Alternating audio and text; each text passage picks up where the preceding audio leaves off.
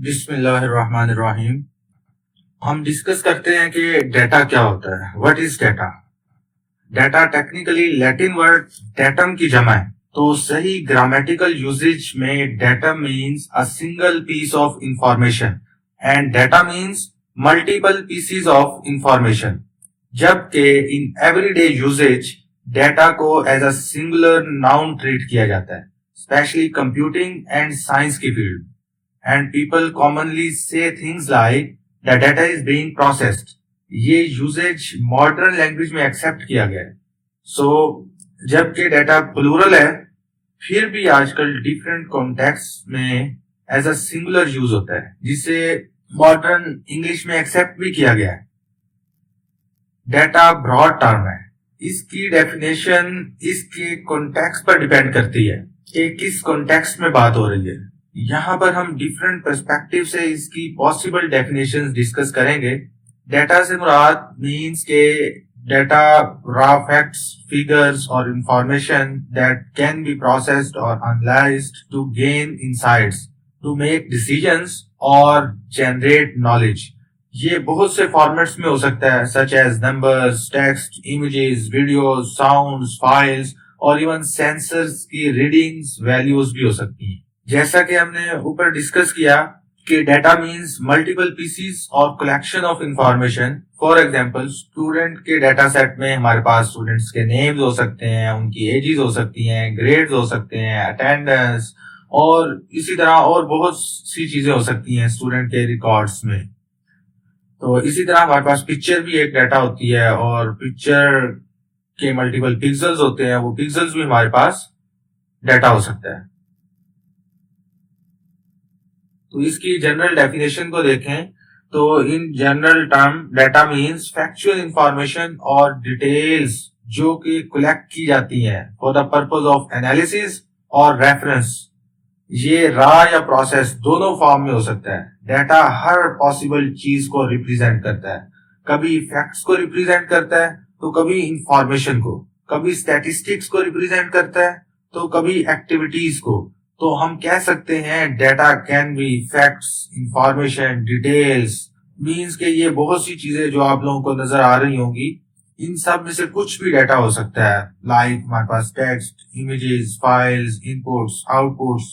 तो ये बहुत सी चीजें ईटीसी हमारे पास, ये सारी की सारी चीजें डेटा। और इसके अलावा और भी बहुत सी चीजें हमारे पास डेटा हो सकती है। टर्म ऑफ कंप्यूटिंग और टेक्निकल डेफिनेशन अगर हम डेटा की देखें तो इसमें data means any collection of values और digital representations like numbers, text, images और साउंड्स, जिसे कंप्यूटर सिस्टम से स्टोर, मैनिपुलेट एंड प्रोसेस किया जा सकता है। वो हमारे पास जो है ना जी, इसकी कंप्यूटिंग और टेक्निकल डेफिनेशन कहलाती है। इसी तरह स्टैटिस्टिकल डेफिनेशन में अगर हम देखें कि डेटा हमारे पास क्या होता है, तो in term of statistics data हमारे पास वैल्यूज और ऑब्जर्वेशंस पर डिपेंड करता है। कुछ फिनोमिनन की मेजरमेंट्स या एट्रीब्यूट्स को रिप्रेजेंट करता है। आमतौर पर एक्सपेरिमेंट, सर्वेज और ऑब्जर्वेशन से हासिल किया जाता है। ये डेटा पॉइंट्स, पैटर्न्स और रिलेशनशिप्स को आइडेंटिफाई करने के लिए ऑर्गेनाइज एंड एनालाइज किए जाते हैं। साइंटिफिक डेफिनेशन में अगर हम देखें तो इसमें भी सेम उसी तरह हमारे पास जो डेटा होता है ये एक्सपेरिमेंट्स, ऑब्जर्वेशन और सर्वे से गैदर किया जाता है। और इससे जो हम गैदर करते हैं वो इंपीरिकल एविडेंसेस या फैक्ट्स की कलेक्शन हो सकती है, जो हाइपोथेसिस को टेस्ट, थ्योरीज को वैलिडेट या नेचुरल वर्ल्ड के बारे में कंक्लूजन बनाने के लिए यूज होते हैं। तो इसी तरह हम डेटाबेस की टर्म में डेटा को देखें तो in context of databases data refers to structured information stored in tables और collections organised for efficient retrieval, updating and management. Database में text, numbers, images and other type of media systematic way में stored होते हैं। Business और market की term में अगर हम देखें डेटा को, तो बिजनेस में डेटा डिफरेंट सोर्सेज से कलेक्ट किया जाता है, like customer interactions, sales record और मार्केट सर्वे से। जो कि रॉ और प्रोसेस दोनों फॉर्म में हो सकता है। इस डेटा से मीनिंगफुल इंसाइट्स एक्सट्रैक्ट किए जाते हैं for the purpose of making decision, strategy development, profit and operational efficiency को मैक्सिमाइज करने के लिए। फिलोसफिकल डेफिनेशन में फलसफियाना नुक्ता नजर से डेटा को नॉलेज की बेस पर देखा जाता है। ये ऑब्जर्व्ड और एक्सपीरियंस फिनोमिना पर मुश्तमिल होता है, जिसे अभी तक इंटरप्रेट और कंस्ट्रक्चुअलाइज नहीं किया गया। जब इस डेटा को एनालाइज और कंस्ट्रक्चुअलाइज किया जाता है तो ये डेटा नॉलेज की कंस्ट्रक्शन में कंट्रीब्यूट करता है। इसी तरह हम बिग डेटा की टर्म में डेटा को देखें तो मैसिव डेटा सेट्स होते हैं हमारे पास बिग डेटा में, जिन्हें ट्रेडिशनली डेटाबेसिस से एफिशिएंटली प्रोसेस नहीं किया जा सकता। इस डेटा में मल्टी फॉर्मेट डेटा होता है, जिसे मल्टीपल सोर्सेज से डिफरेंट पर्पस के लिए कलेक्ट किया जाता है। लाइक सोशल मीडिया से उसकी यूजर जो भी है उसकी activities, post, comments, reactions, messages, calling और बाकी एक्टिविटीज भी हो सकती हैं जिसका डाटा कलेक्ट किया जाता है।